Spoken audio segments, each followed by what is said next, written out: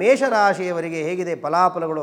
ಹಣಕಾಸಿನ ವಿಚಾರದಲ್ಲಿ ನಿಮಗೆ ಈ ಹಳೆಯ ಸಾಲಗೇನಾದರೂ ನಿಮಗಿದ್ರೆ, ಆರೋಗ್ಯದ ವಿಚಾರದಲ್ಲಿ ಹೂಡಿಕೆಗಳು ಮಾಡಬೇಕು ಅಂತ ಅನ್ಕೊತಾ ಇರ್ತೀರಿ. ಈ ಜನವರಿ ತಿಂಗಳು ನಿಮಗೆ ನಿಮ್ಮ ವೃತ್ತಿ ಜೀವನದಲ್ಲಿ ನೀವು ಅಂದ್ಕೊಳ್ಳದೇ ಇರತಕ್ಕಂಥ ನಿಮ್ಮ ಮನೆಯ 12ನೇ ಮನೆಯಲ್ಲಿ ಕೂಡ ಶನಿದೇವರು ಭಗವಂತ ಇದ್ದಾರೆ. ಹಾಗೆ ಈ ಚಂದ್ರ ಮತ್ತು ಅಂಗಾರಕನ ಗ್ರಹದ ಸಂಚಾರದಿಂದ ಹಣಕಾಸಿನ ವಿಚಾರದಲ್ಲಿ, ಇನ್ನು ವಿದ್ಯಾರ್ಥಿ ಜೀವನಕ್ಕೆ ನೋಡಿದ್ರೆ ಸ್ಪರ್ಧಾತ್ಮಕವಾಗಿ ಯಾರು ಪರೀಕ್ಷೆಗಳನ್ನು ಬರಿತಾ ಇದ್ದಾರೆ, ಹಾಗಿದ್ರೆ ಪರಿಹಾರ ಏನು ಜನವರಿ ತಿಂಗಳಲ್ಲಿ ನಿಮಗೆ ಅಂದರೆ,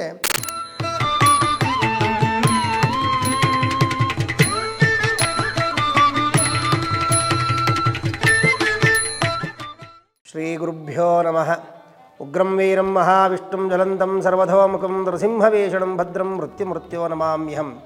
ಸಮಸ್ತ ವೀಕ್ಷಕ ಬಾಂಧವರಿಗೆ ನೃಕೇಸರಿ ಅಸ್ಟ್ರೋ ಚಾನಲ್ಗೆ ಸ್ವಾಗತವನ್ನು ಕೋರುತ್ತಾ, ನಮ್ಮ ಆರಾಧ್ಯ ದೈವವಾಗಿರತಕ್ಕಂಥ ನರಸಿಂಹದೇವರು ಎಲ್ಲರಿಗೂ ಒಳ್ಳೆಯದನ್ನು ಮಾಡಲಿ ಅಂತ ಹೇಳಿ ಪ್ರಾರ್ಥನೆಯನ್ನು ಮಾಡಿ, ಇನ್ನೂ ನಮ್ಮ ಚಾನಲ್ಗೆ ಯಾರ್ಯಾರು ಸಬ್ಸ್ಕ್ರೈಬ್ ಆಗಿಲ್ಲ ಸಬ್ಸ್ಕ್ರೈಬ್ ಆಗಿ ಅಂತ ಹೇಳಿ, ವಿಶೇಷವಾಗಿ 2026 ಜನವರಿ ತಿಂಗಳಿನ ಮೇಷರಾಶಿಯವರಿಗೆ ಹೇಗಿದೆ ಫಲಾಫಲಗಳು ನೋಡೋಣ ಬನ್ನಿ. ಮೊದಲಿಗೆ ಯಾವ ಗ್ರಹ ಯಾವ ರಾಶಿಯಲ್ಲಿ ಸಂಚಾರ ಮಾಡ್ತಾ ಇದೆ ಅಂತ ತಿಳ್ಕೊಳ್ಳಾಗಿ, ಮಕರ ರಾಶಿಯವರಿಗೆ ಪಂಚಗ್ರಹ ಯೋಗ ಇದೆ. ಅಂದರೆ 5 ಗ್ರಹಗಳು ನಿಮ್ಮ ಮಕರ ರಾಶಿಯವರಿಗೆ ಸಂಚಾರ ಮಾಡ್ತಾ ಇದೆ. ಇದೇ ಜನವರಿ 14ನೇ ತಾರೀಕು ಸೂರ್ಯಗ್ರಹ ಮಕರ ರಾಶಿಗೆ ಪ್ರವೇಶವನ್ನು ಮಾಡ್ತಾ ಇದ್ದಾರೆ. ಹಾಗೆ 15ನೇ ತಾರೀಕು ಶುಕ್ರ ಮಕರ ರಾಶಿಗೆ ಪ್ರವೇಶವನ್ನು ಮಾಡಿ 17ನೇ ತಾರೀಕು ಕುಂಭರಾಶಿ ಕಡೆಗೆ ಸಂಚಾರವನ್ನು ಮಾಡ್ತಾ ಇದ್ದಾರೆ. ಹಾಗೆ 16ನೇ ತಾರೀಕು ಅಂಗಾರಕ ಗ್ರಹ ಮತ್ತೆ ಮಕರ ರಾಶಿಗೆ ಸಂಚಾರವನ್ನು ಮಾಡ್ತಾ ಇದ್ದಾರೆ. 18ನೇ ತಾರೀಕು ಚಂದ್ರ ಮಕರ ರಾಶಿಗೆ ಪ್ರವೇಶವನ್ನು ಮಾಡ್ತಾ ಇದ್ದಾರೆ. ಮಕರ ರಾಶಿಯಲ್ಲಿ 5 ಗ್ರಹಗಳ ಪಂಚಗ್ರಹಿ ಯೋಗವನ್ನು ಕೊಡ್ತಾ ಇದೆ. ಹಾಗೆಂದರೆ ಮೇಷರಾಶಿಯವರಿಗೆ ಅದರಿಂದ ಫಲಾಫಲಗಳು ಹೇಗಿದೆ ನೋಡೋಣ ಬನ್ನಿ. ಮೇಷರಾಶಿಯವರು ಈ ಗ್ರಹಗಳ ಸಂಚಾರದಿಂದ ಹೊಡೆದ್ರಿ ಲಾಟ್ರಿ.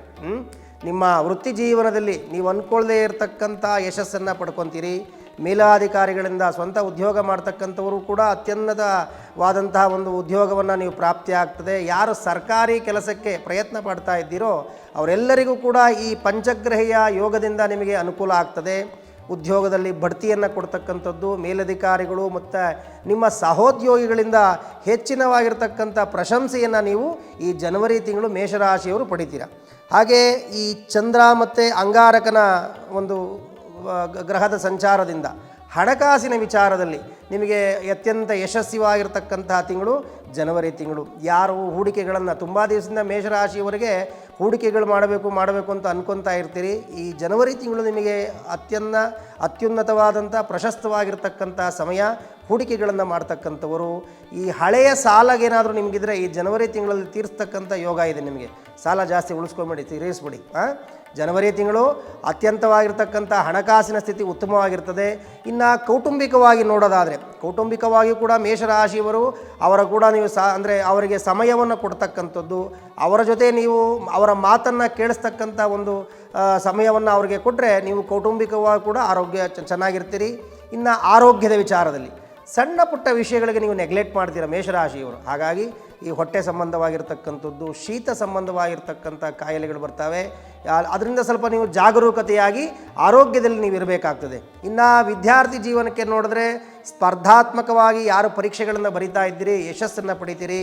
ನೀವು ಏನು ಈ ಜನವರಿ ತಿಂಗಳಲ್ಲಿ ನೀವು ಏನು ಪರೀಕ್ಷೆಗಳಾಗಿರಬಹುದು, ನಿಮ್ಮ ಎಕ್ಸಾಮಿನೇಷನ್ ಯಾವುದೇ ಇರಲಿ, ಎಲ್ಲವೂ ನಿಮಗೆ ಯಶಸ್ಸು ಸಿಗುತ್ತೆ, ಒಳ್ಳೆಯದಾಗ್ತದೆ ಈ ಮೇಷರಾಶಿಯವರು ಜನವರಿ ತಿಂಗಳಲ್ಲಿ. ಹಾಗಿದ್ರೆ ಪರಿಹಾರ ಏನು ಜನವರಿ ತಿಂಗಳಲ್ಲಿ ನಿಮಗೆ ಅಂದರೆ, ಶನಿವಾರದ ದಿವಸ ಶನಿದೇವರಿಗೆ ಎಳ್ಳೆಣ್ಣೆ ಅಭಿಷೇಕವನ್ನು ಮಾಡಿ. ಯಾಕೆಂದರೆ ನಿಮ್ಮ ಮನೆಯ 12ನೇ ಮನೆಯಲ್ಲಿ ಕೂಡ ಶನಿದೇವರು ಭಗವಂತ ಇದ್ದಾರೆ. ಹಾಗಾಗಿ ನೀವು ಸ್ವಲ್ಪ ಶನಿದೇವರಿಗೆ ಎಳ್ಳೆಣ್ಣೆ ಅಭಿಷೇಕವನ್ನು ಮಾಡಿ. ಒಳ್ಳೆಯದಾಗಲಿ, ಶುಭವಾಗಿ.